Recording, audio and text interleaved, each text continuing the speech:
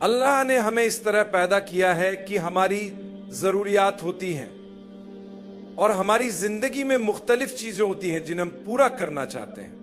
ہم ہمیشہ اللہ تعالیٰ کے محتاج ہوتے ہیں، وہی ہماری ضرورتیں پوری کرنے والا ہے اور ہم اسی کو پکارتے ہیں.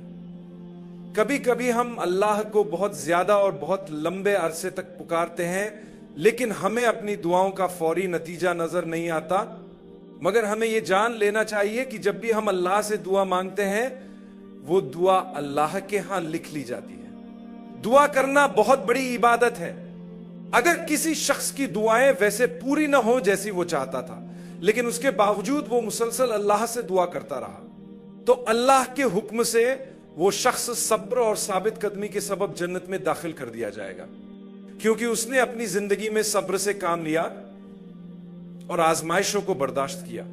اللہ بہتر جانتا ہے کہ آپ کے لیے کب اور کیا بہتر ہے. وہ جانتا ہے کہ جو چیز آپ مان رہے ہیں وہ آپ کے حق میں بہتر ہے یا نہیں. وہ جانتا ہے کہ اگر آپ کو وہ چیز دی جائے تو وہ آپ کے لیے فائدہ مند ہوگی یا نقصان دہ. کبھی کبھی ہم ایسی چیزوں کی خواہش کرتے ہیں جو ہمیں اچھی لگتی ہیں، لیکن در حقیقت وہ ہمارے لیے نقصان دہ ہوتی ہیں. کچھ چیزیں ہمیں ایسی لگتی ہیں کہ ہمارے لیے فائدہ مند ہیں، مگر وہ ہماری زندگی میں تباہی یا پریشانی کا سبب بن سکتی ہیں. اسی لیے ہمیں ہمیشہ اللہ کی رحمت مانگنی چاہیے، اسی پر بھروسہ رکھنا چاہیے اور یقین رکھنا چاہیے کہ اللہ جو کچھ کرتا ہے وہ ہمیشہ ہمارے حق میں بہتر ہوتا ہے.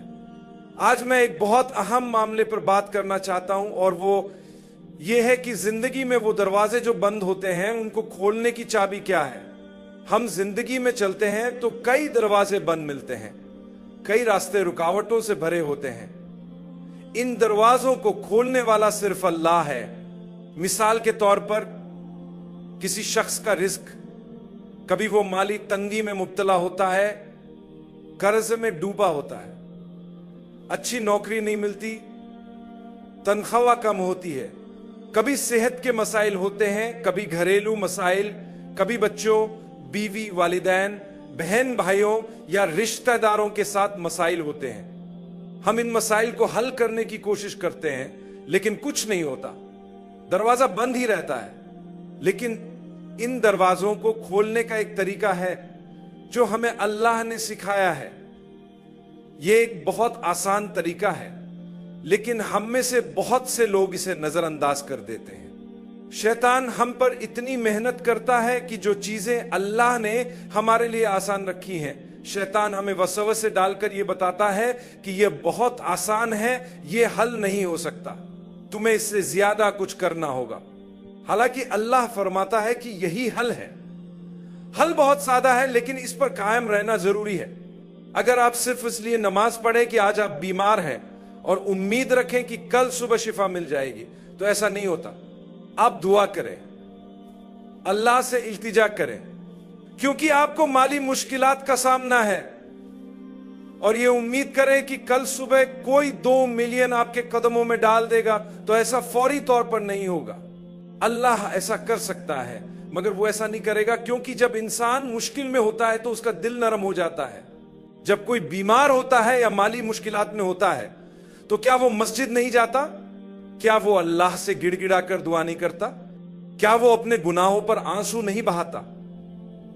کیا وہ اللہ سے نہیں کہتا یا اللہ میں نے جو زنا کیا معاف کر دے، میں دوبارہ نہیں کروں گا. میں نے جو شراب پی معاف کر دے، میں دوبارہ نہیں پیوں گا.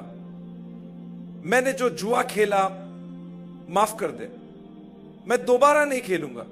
لیکن یا اللہ اب میرے ساتھ ایک بہت بڑی مشکل ہے، میری مدد فرما. بندہ اس وقت اللہ کے بہت قریب ہوتا ہے کیونکہ وہ مصیبت میں ہے. بعض اوقات اللہ اپنی رحمت سے بندے کو اسی حالات میں رکھتا ہے تاکہ وہ اللہ کے قریب رہے، کیونکہ اگر فوراً سب کچھ دے دیا جائے تو شاید بندہ اللہ کو بھول جائے. لیکن ان دروازوں کو کھولنے کی ایک چابی ہے، اور وہ چابی بہت سادہ ہے، استغفر اللہ. یہی چابی ہے جو بند دروازوں کو کھولتی ہے. استغفر اللہ کا مطلب ہے اے اللہ میں تجھ سے بخشش چاہتا ہوں، مجھے معاف فرما. ہم میں سے بہت سے لوگوں کو غلط فہمی ہوتی ہے کہ صرف گناہ کرنے کے بعد ہی استغفار پڑھنا چاہیے، لیکن ایسا نہیں ہے۔ چاہے ہمیں کوئی خاص گناہ یاد ہو یا نہ ہو، پھر بھی ہمیں استغفار پڑھنا چاہیے۔ یہی دنیا اور آخرت کی بھلائی کے دروازے کھولنے کی چابی ہے۔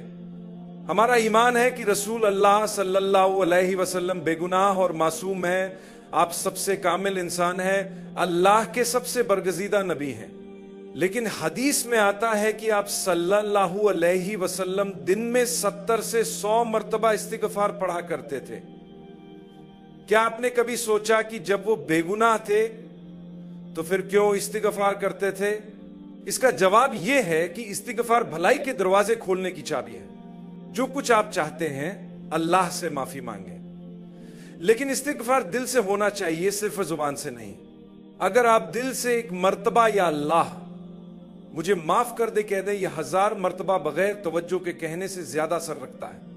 اگر آپ کو عربی میں مشکل ہو تو اپنی زبان میں کہیں یا اللہ مجھے معاف کر دے، آپ اس کے اثرات خود دیکھیں گے۔ جب مسجد میں داخل ہو رہے ہو، جب نکل رہے ہو، جب نماز کے بعد بیٹھے ہوں، جب گاڑی چلا رہے ہوں، جب کچن میں ہوں، جب لباس پہن رہے ہوں، جب کام کر رہے ہوں، جب چل رہے ہوں، جب بات کر رہے ہوں، بار بار یا اللہ مجھے معاف کر دے کہیں۔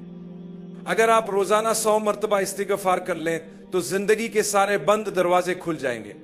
میرے بھائیوں اور بہنوں، یہ اتنا طاقتور جملہ ہے کہ یہ آپ کو سیدھا جنت تک لے جا سکتا ہے۔ ایک دن ہم سب کو مرنا ہے۔ اگر ہم روزانہ استغفار کرنے کے عادی ہو جائیں تو اس کا مطلب ہے کہ جس دن ہم مریں گے اس دن بھی ہم نے کہا ہوگا، اے اللہ مجھے معاف فرما۔ ہر بار جب ہم استغفار کہتے ہیں وہ نام میں اعمال میں لکھ لیا جاتا ہے، اور جب ہم اللہ تعالیٰ کے حضور پیش ہوں گے اور ہمارے اعمال نامے سامنے رکھے جائیں گے تو وہ دیکھے گا کہ اس بندے نے مرنے سے پہلے اس دن 30 بار اے اللہ مجھے معاف فرما کہا۔ کیا آپ سمجھتے ہیں کہ سب سے زیادہ رحم کرنے والا، سب سے زیادہ مہربان اور سب سے زیادہ بخشنے والا آپ کو معاف نہیں کرے گا؟ کیا وہ آپ کو جہنم میں ڈال دے گا؟ ہرگز نہیں۔ اللہ تعالیٰ کبھی بھی آپ کی سچی توبہ کو رد نہیں کرے گا۔